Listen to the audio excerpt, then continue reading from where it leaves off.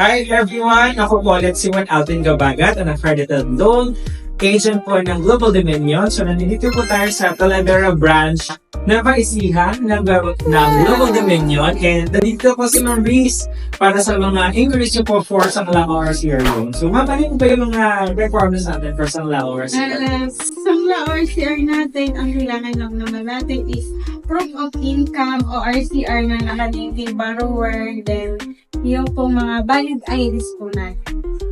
Ayun. So Ma'am, kapag may mga inquiries po, paano po ba natin ma-reach out yung ating branch po?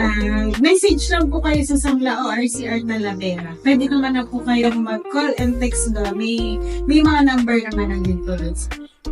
Ayun. So yun lang. So sa mga kailangan po ng quick cash for your expansion ng business, emergencies po, at meron po kayong fully paid na sasakyan, magsangla ko RCR loan. Sa Global Dominion!